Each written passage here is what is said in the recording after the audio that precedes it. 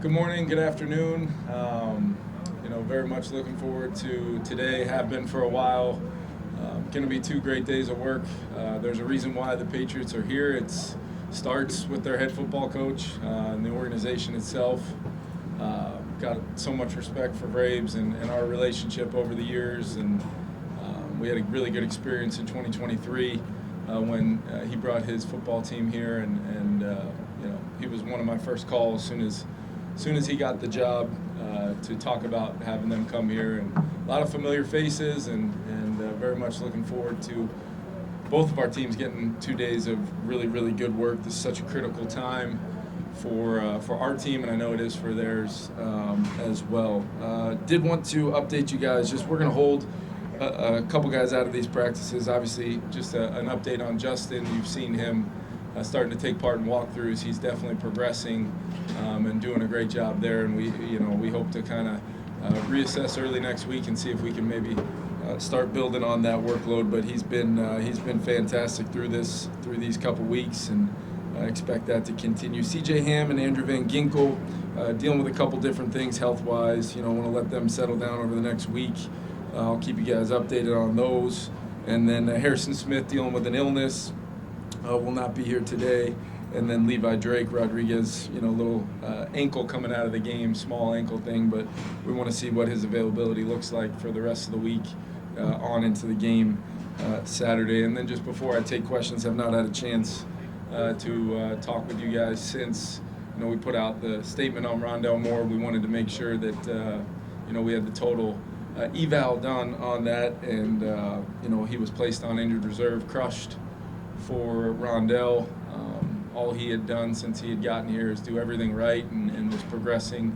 And as I told him, we don't always have answers and things don't always need to make sense to us, but I have no doubt that Rondell will be back better than ever and be ready to continue his football journey. In addition to that, waiving Brian BA yesterday. They're, one of a guy that I've become so close with, and a guy that's really had, a unique journey here through his time, and really became a guy that, I really felt personally invested in and still do, which is why, the timing of the move and a lot of things to give him the best possible opportunity to continue his career and, find the right place for him, and I know he'll do that. So we did sign Cam Gill, outside linebacker, and Max Tooley brought back.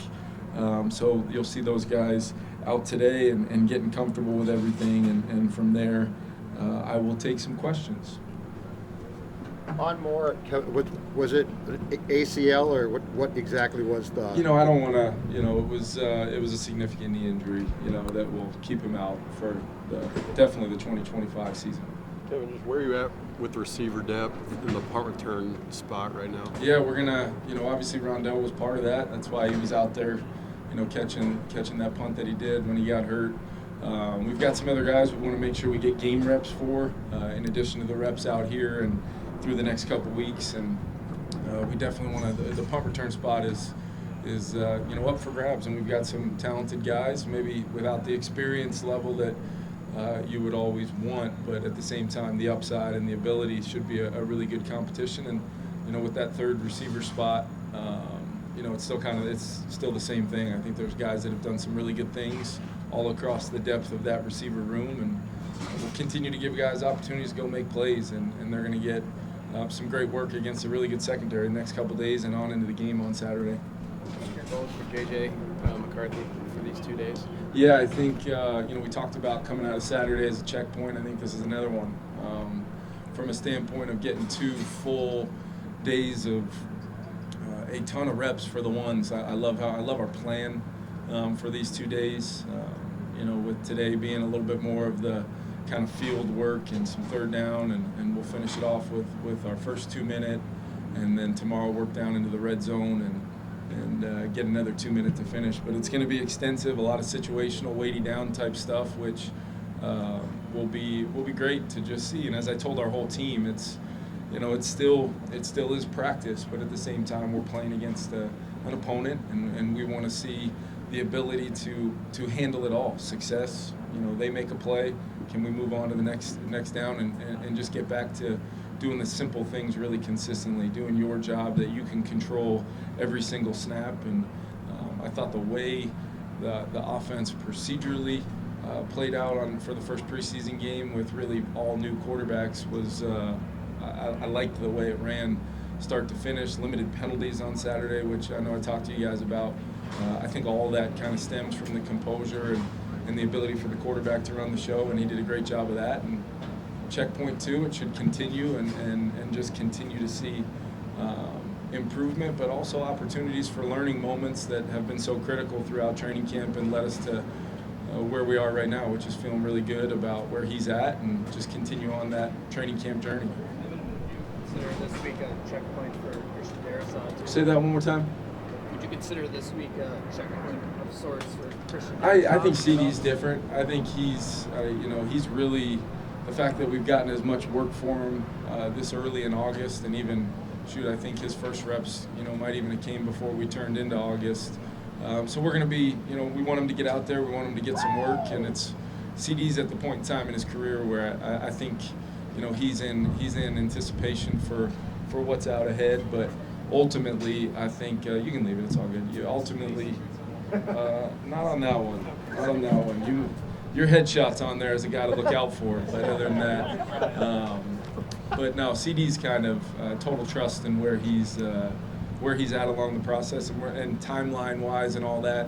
I think it's important that we assess it as we go with him and the constant communication with Tyler and building up that workload, but also understanding we've got a lot of time until things get real. Yeah, with Brian Flores, now he's back for your third season as defensive coordinator. How important has his leadership been in the building and just building the program that you guys have here now? Yeah, I think, for me, having somebody on the defensive side like Brian it's the starting point. It's not just that he's been a former head coach. It's not just that, he has total command of that side. It's also the dynamic between him and I, how we're in, we build everything in total lockstep from how we're going to do things to what our installs look like on both sides. He's a big picture thinker that is incredibly detailed and prepared every single day. And I feel so fortunate to have that type of person to lean on in that role and beyond the scheme and the X's and O's and his ability to lead, teach, and motivate. To have that resource for me has been huge. And our dynamic, our relationship, it continues to build, and one I'm very fortunate for. What makes the second and long situation so important for you? And also, what are your thoughts on setting pressure early against an offense versus the more traditional train of thought of setting it later in the down game? Yeah, I think, I'm probably the wrong guy to ask, being the head coach of a Brian Flores-led defensive team, because first, second, third, fourth, fifth, sixth, seventh down, there could be pressure. The rhyme and reason is there, but we're trying to play our style of defense, in regards to that. But I think that period is always a good one to get, in addition to some of the, so there's different types, right? You're going to have your normal down work where, you're going to be calling some 1st and 10, staying on track plays where that's runs, play pass, keepers, screens, maybe some, purposeful drop back pass. But then when you're in that second down sequence, that can go one of two ways. That's a weighty down, in my opinion, to get back on track down that, you'd love to convert right there, a one play conversion and get a new set of downs. But at the same time, there's a game within that game of trying to set up the best possible third down distance that you can. And defensively, it's a golden opportunity to try to activate a place to apply pressure to an offense in long yardage situations where your pass rush and coverage can marry together and potentially, have an impactful down, turn the football over, create as much uncomfortableness for the other side. And that's why I think it's a good thing to practice with an organized way. We do it a lot here, and Braves was great about it. We're going to do it both days. And then ultimately, you conclude that normal down work with the 2nd and 10, and then we play out the third downs, and then you come together, and unscripted call-up periods are, those are really good for both sides, because you don't know the D&Ds. You got to play the snap out. Each one is its own. You got to respond to the down and distance. You got to play on a play clock. You got to substitutions on and off from the sideline. It's as close as we'll get in those periods to getting these guys reps Saturday in the preseason game. That's why you can really look at it as an extension of the preseason game in a lot of ways, just under a controlled environment where we can maximize the work and limit the potential of losing guys. So I think that's a great question, and it's purposeful why, Vrabes and I spent a lot of time talking about how we put these days together. That's why we're doing it with each other, because, we can have those conversations and dialogue, and then it's reflected in the opportunities we can provide our players in these days. Kevin, you had the chance to obviously spend time with Drake May before the draft last year too. Yeah. As you guys are and you and Mike are putting this together, how much do you talk about? Both have young quarterbacks trying to get probably some similar things out of it. How do you structure practices with that in mind? Yeah, I think the week 2 helps. We've had really 3 weeks now since things got going. We're through the first preseason game, so there's been enough work now where you can kind of assess what you're going to ask them to do. Obviously, there's going to be some things, unscouted looks all over the field today. This is not something where there's 10 weeks of film on both sides and we can anticipate exactly how personnel are going to be used. We can anticipate some tendencies and things like that. It is not that. So it's one where I think we're both looking for, and I don't want to speak for Vrabes, but I think we're both looking for a lot of the parts of things that they can control to consistently be to the standard that we ask, and then be able to evaluate the post-snap work to have a great understanding of where the player's at, and while we still have a nice runway here leading up to the regular season of how we then need to prepare from there. But yeah, it's something that, Drake obviously got some good experience last year. He's in a new system this year. JJ didn't have the work last year, but he's in the same system for the second year. So there's differences, but I think both organizations are really excited about the players. So it's going to be fun to watch those guys compete.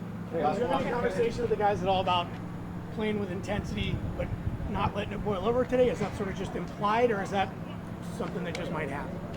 We had some conversation. We did.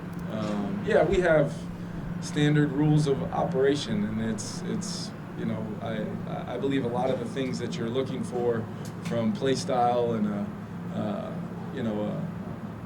what your team looks and feels like, I believe that should happen between the whistles. I believe that should happen with an understanding of the rules of engagement.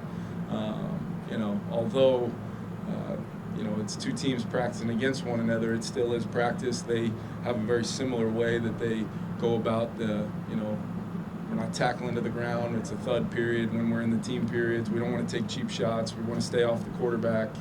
And then in regards to inevitably when any competitors are on the field, there's going to be a bunch of, whether it's one-on-ones, team periods, whatever, there's going to be a bunch of times today where things push to that line, and then it's on the leadership of your team and the discipline of your team to show up in those moments and not let it get to a place where it could impact guys and whether they play or not in the game, whether they get to finish practice or not.